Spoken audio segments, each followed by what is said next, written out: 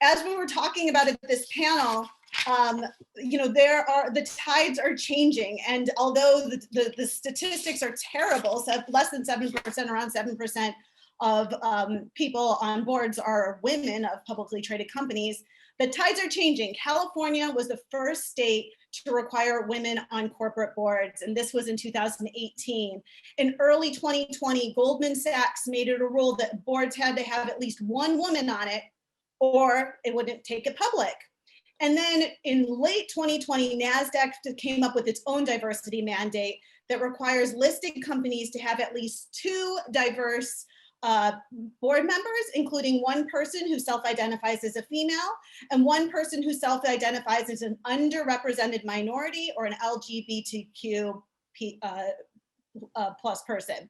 The laws are changing. There are quotas. People are being pressured to do these sort of things. But why? Why do they have to be forced to have diversity on boards? Because data after data after data shows that when an executive team, when a board looks more like your customers, it's better for the bottom line. We need laws. I mean, okay, I'm a lawyer, so maybe I'm okay with laws. Fine. Okay, we're going to need laws. That's okay. But this is only talking about publicly traded companies. These are only talking about the companies that are self-reporting. There are no statistics out there in reporting for smaller companies. And so diversity in these smaller boardrooms, well, it's not good. And this is something that we at the 4th floor, we believe we have an innovative solution to 2 problems. One, it's diverse candidates who are having a hard time getting board seats. As was discussed, there are typically 2 ways to get a board seat, right? Somebody like taps you on the shoulder and you're a buddy and puts you on a board, or you somehow find an opportunity and you get a board seat through applications, which are really hard to come by. And the second is that small businesses have a really hard time scaling their companies and raising money.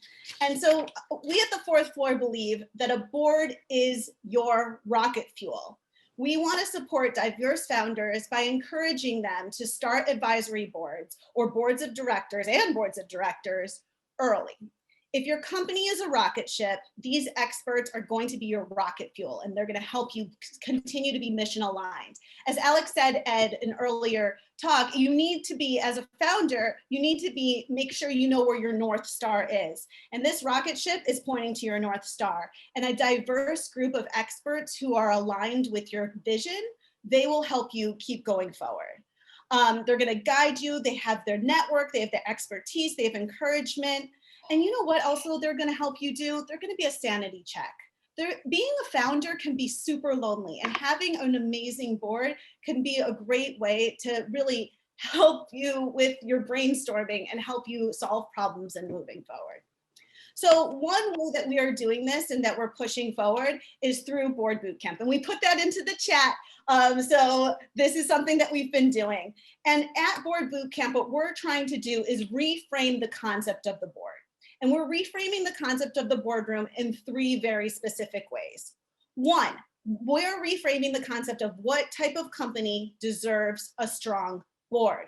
Guess what? It's not just public companies. It's not just the companies that are being forced to have a diverse board.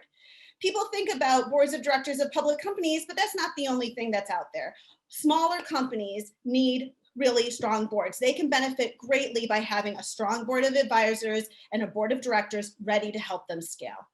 And at the 4th floor, we have seen amazing companies who credit their success to having a board in place before they even wrote a line of code.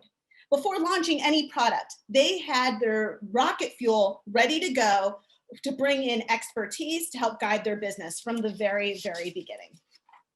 Smaller companies need support. Talented advisors, they need to be ready to step up. And one example we have is one of our founders. She had a board of advisors ready to go before she even had one line of code. She had advisors that understood her industry. She had advisors that understood her customer.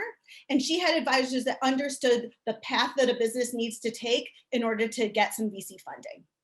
So second, at Board Bootcamp, we talk about reframing the type of person that belongs on a board. And spoiler alert, it's not just old white ex-VCs, ex-CEOs, the type of person that, some of them are fine. I have some people that I like in my life who look just like that. But we really need to have diversity on our boards. Diversity in all sorts of ways. Diversity in your expertise. For example, right now, if you're building a tech company, maybe you need to have somebody on your board who understands how to build tech. Maybe you need someone who understands HR or legal or finance, communication, design, community, operations. Somebody who has been there, done that for another company, and is gracious enough to come onto your board and really help you scale. People who have dealt with controversies, who have been there and done that, who have a network and are generous enough to be able to give you that network and really help you as your company is growing. So, and third, we're talking about the value of being on a board. It's not just cold hard cash. And granted, I love cold hard cash. Like Sally said, we need to be talking more about money, but many professionals strive for a board seat because it seems like a power and a great way to get some easy money. But when you're on the board of a smaller company, maybe the smaller company can't really afford to pay you at the moment, but they can maybe give you some equity. And equity could look like a lottery ticket, right? When the company does well, you can do well. And you never know. By putting your blood, sweat, and tears into a company, that can make all the difference in the world to a company. In my own personal life, I did join a company, not as a board member, but as an early employee, and that company was called Etsy. And I got a little bit of equity and it happened to pay off. So you never know when something that you join is super, super small, and it can become really amazing down the road. So I keep hearing that there aren't enough diverse board members because there is a pipeline issue. And, and some people say, well, how can you know how to be on a board if you've never been on a board before? First of all, I don't think there's a pipeline issue. I think that there's so many talented, amazing people out there that have varied expertise that could come in and do some really great work for your board. So I don't believe in the pipeline issue, but let's say that we did. Let's say we did believe there is a pipeline issue.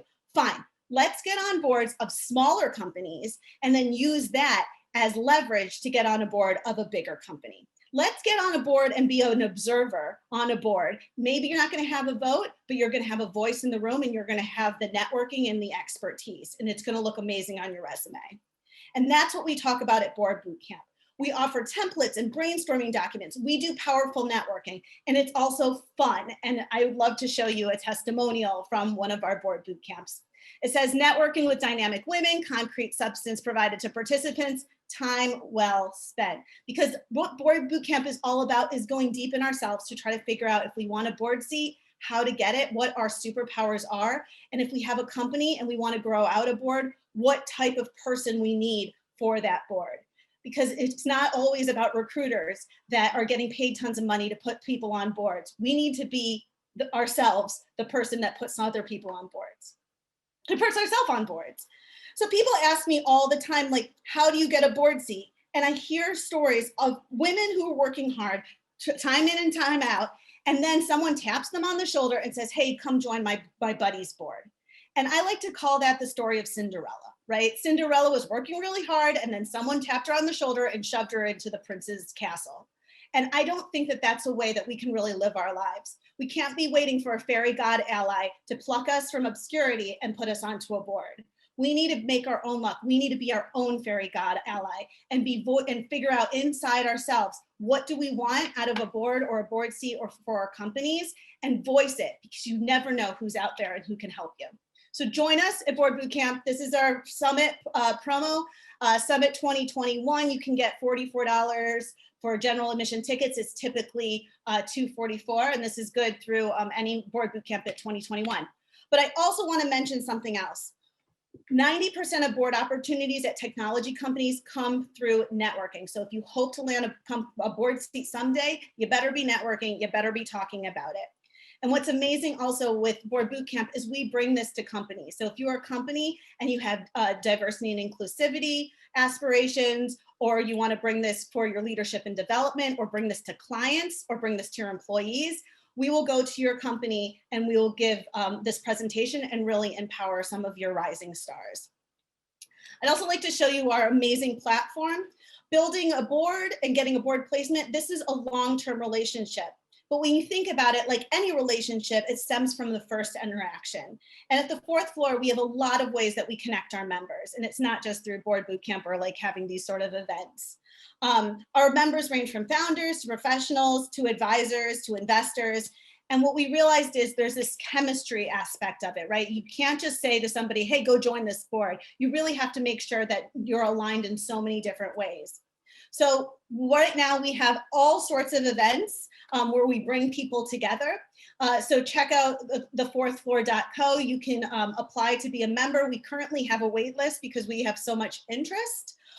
We also have amazing events that are open to all members.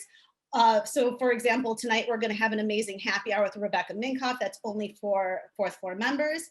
We also have what we call DeCrow dinners. This is our feminist take on Jeffersonian dinners, where we have one large conversation around a table with all sorts of people focused on a very specific vertical or a very specific topic. In the past, we used to have these events at women-owned restaurants, and it was beautiful, it was wonderful, but it actually works pretty well in the Zoom room, so we do that as well. We also have amazing happy hours, and as I mentioned before, those started off in person, but now they are virtual. And what's amazing about our happy hours is we have seen founders and executives talk about their gives and gets, talk about their companies, some of their struggles, and they have really gone and done amazing things. And it's really great to see that how people grow. And then another way that we really encourage people to join boards and to help companies scale is through a board seat exchange, which is called The Room. We talked about how 90% of board opportunities at tech companies are filled through networking. It's super hard. Putting yourself out there and leveraging your network is hard. Startups have these under the radar board opportunities, and this is where they are. We're putting them in the room. So the room is full of startups who are looking for very specific people to put on their boards, advisory boards and boards of directors. And we also have the other side, which are advisors, professionals who would love some of these board seats. And it's sort of like polyamorous dating, kind of, sort of, where you can swipe and you can look through people's board bios, or you can look through the role descriptions and apply and talk to these people to see what's right for you. So we have many, many opportunities in the room that are posted. The room is really awesome. I think we have like over 100 opportunities or so far. The room really leverages the power of community, and that is what is so absolutely amazing about this in the fourth floor.